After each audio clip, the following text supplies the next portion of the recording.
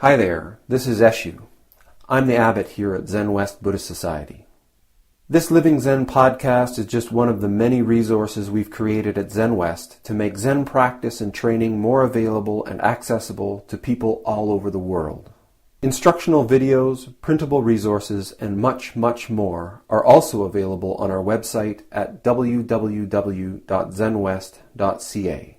If you're a regular listener, I'd love to hear from you. So please drop me an email at office@zenwest.ca and let me know who you are, how you got started, and what brought you to Zen. Everything we make available in person and online at Zenwest is only possible because of the support of our members and associates, people like you.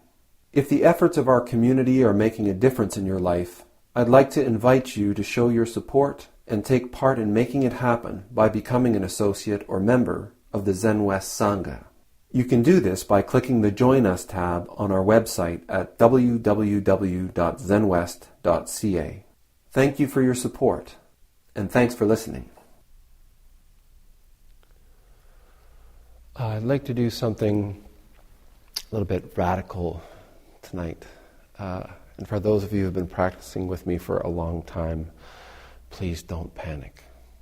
So what I'd like everybody to do is actually just relax a little bit, and actually if you can turn to face me while I'm speaking, that would be really great.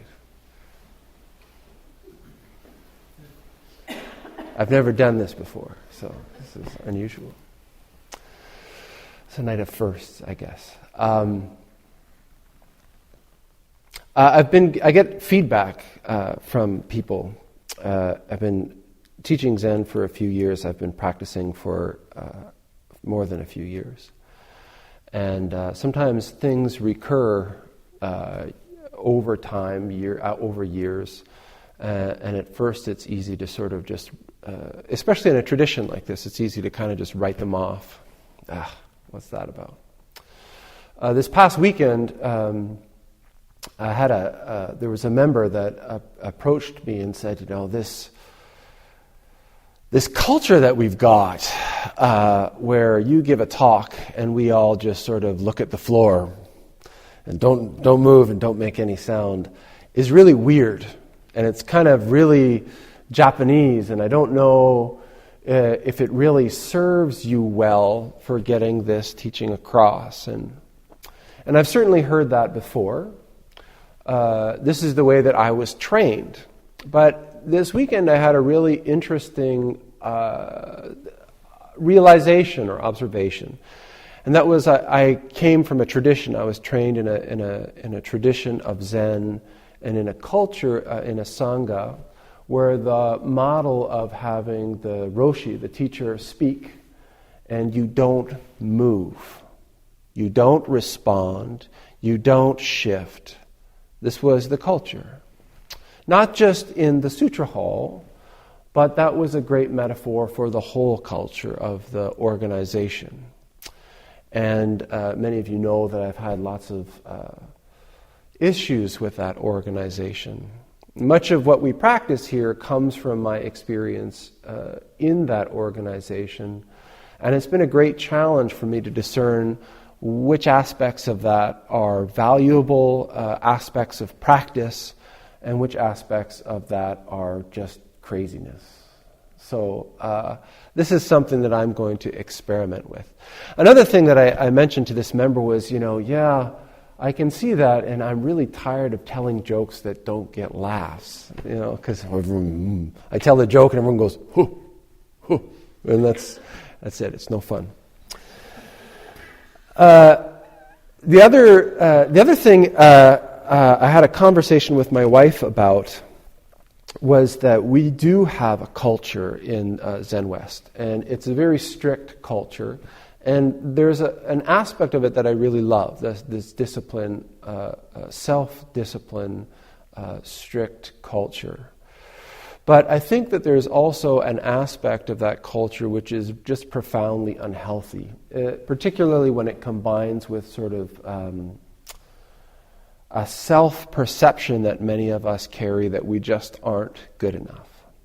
We can come into a place like a Zen center for our first time, never having sat before, and we can see the master, the teacher, sitting on his seat, legs all twisted up in whatever posture.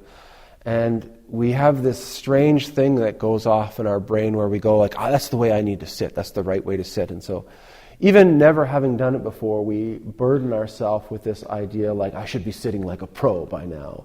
And if we make a mistake and somebody corrects us, even if it's the nice, you're supposed to do it like this, we get all like, I'm so stupid! And this is just really crazy. So I pulled out the chair, and I was talking to my wife about it, and I said, and I tell people all the time, like, relax about it, you're not expected to be perfect the whole time through, and if you need a chair, you can use a chair. And I thought, maybe I should get people who will sit in a chair in the Zendo so that it kind of makes it okay for people to sit in chairs. And Nikki looked at me and said, you sit in a chair. And I thought, no. I'll have people do that, not me. So this period of Zazen we just did, I've been practicing for 20 years, and that's the first period of Zazen I've ever done sitting in a chair. Right? Thank you. Yeah, no, it's, and I wanted to talk a little bit about that. Genjo, who's coming this weekend for our intensive, he often uses this phrase. He says, you need to be the master of your own practice. And this is a very important thing for us all to consider. This tradition comes from a time and from a culture in which people grow up sitting on the floor. And they sat on the floor for almost their entire lives, as much of it as they could. It was just the common practice. So for somebody to go from a culture of sitting in their living room on the floor to a monastery where they're sitting on a platform on the floor cross-legged, it's not that big a stretch. And yet we sort of can expect the same thing in our own culture, where for the most part we stop sitting in a chair around age 5. Start going to school, start sitting in desks. And we stop doing anything that sort of keeps the flexibility of our hips up. I love sitting on the floor, and actually I have to say after years of doing it, I'm finding sitting in a chair really uncomfortable, but maybe it's good medicine, I don't know. But each of us, a big part of Zen practice is really coming to terms with who we are, where we are in our lives, and the circumstances that we're experiencing at that moment. I came to practice early, in my early 20s, and after a background of martial arts and all that, I was very flexible and physically strong. But certainly now I'm in my 40s, and I still feel pretty strong. But certainly I feel age a little bit, and I feel like, particularly with some of the practices that we do, I start to feel my knees a little bit, and I sort of say, I may not be able to sit like this for till I drop dead. And that's a real struggle for me. Coming in here and sitting on a chair it was a big struggle for me to sort of say, is this a good thing to do? Is this a good example to set? Is this what I want to do? And I think that was an option for me. For me to sit in a chair tonight was totally optional. I could choose to do it. Lately, I've had some conversations with older people in the community and people who have had some physical problems. And it's particularly challenging when it's not an option, where you want to sit on the floor, but there's a physical problem or difficulty that just makes it impossible. And we want to be young forever, and we want to be healthy forever. But this is one of the fundamental teachings of Buddhism. It's not always going to be so. So how do we confront and how do we deal with the passage of time, our own physical limitations, and our own eventual illness, old age, and death? Well, this is something that we can do every time we come into the Zendo, every time that we practice, and every time that we're with one another.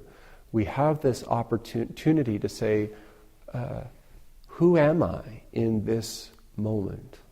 Not who do I wish I was, or who was I, or Who am I going to be when I, lose this 20 pounds or, start being able to lift so much, or when my legs are able to... No, who am I in this moment? In our practice, we need to find an edge. We need to find the edge between where we are...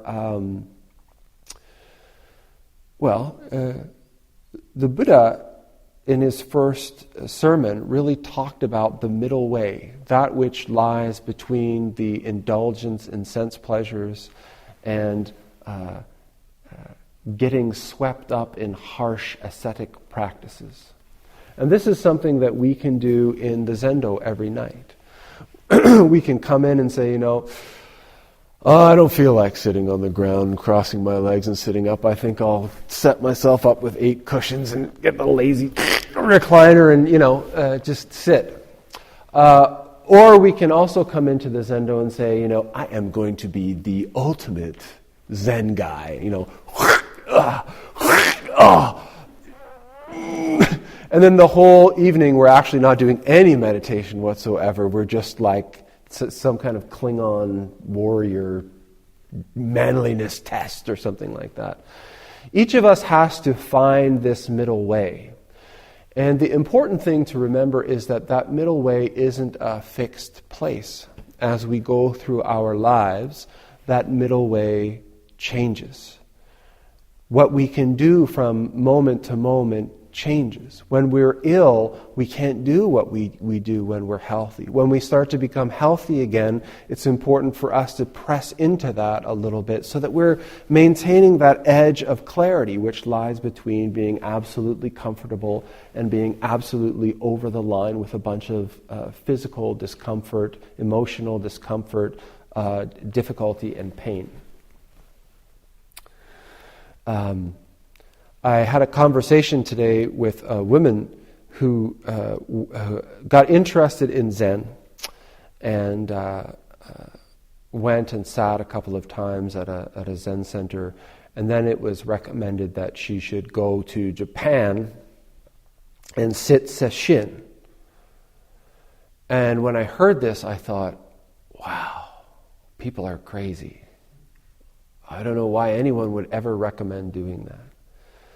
Because this is turning Zen practice, which is fundamentally the practice of the middle way, into an ascetic practice. How much meditation do you do when you're literally sitting for 14 hours a day going, ouch! None at all. None at all. So each of us has to be the master of our own practice. And I'm sitting here in a chair because I say with my mouth a lot, if you need a chair, sit in a chair. But the message I give with my body is, sit on the ground. It's okay to sit in a chair. If you need a chair, sit in a chair. If we're doing a practice, we're very careful in Zenwest actually, really trying to help people move along the path little bit by little bit. When you've done some Tuesdays and you want to do a little bit more, maybe come and try a Sangha Sunday, which is the same format, but the periods are longer. Try to establish a daily practice so that that's not such a stretch. You want to sort of be like, ooh, that's kind of stretchy, but not like, oh, get me out of here. Once you've done a few of those, if you want to do a bit more, you can do a bit more. Our regular Sundays are 3 hours long. We have some more chanting and more walking and a longer talk and interview opportunity, and you should feel kind of stretchy after the end of that. But again, not like, Nga! If you want to do more than that, we can do a one-day intensive, 6 a.m. to 5 p.m. Those are stretchy, but they shouldn't be overwhelming. If you want to do more than that, you can do 3 days of an intensive. Or if you want to do more than that, you can do 7 days of an intensive. Or if you want to do more than that, you can come and live at the Zen Center and become a monk, and that'd be great. Kokai's building a hermitage, so you can come and join us. But always, we want to keep our practice in the middle way.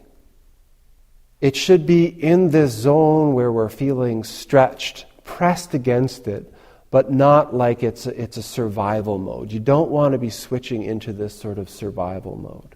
Awesome, Eshu's been talking. I'm going to get... Okay, good. This is good. This is good. I was sitting here like this, and I always have this memory. We chant at the end of the sit, we chant the final instructions of Daito. And now Daito, if you read this chant, it's kind of this exhortation, like, work hard, but the story of Daito is that he had really bad arthritis in his hips, and he basically, for the last, 30 years of his life, he never sat cross-legged. He always sat in a chair, and there's these great pictures of him sitting there with these curly-toed slippers that I just think are really cool. And so I kind of sat here feeling like I was in good company with Daito. So this has been a very big experiment for me, and presses me up against all kind of my own comfort zones. To have you all looking at me while I'm giving a talk is very strange to me.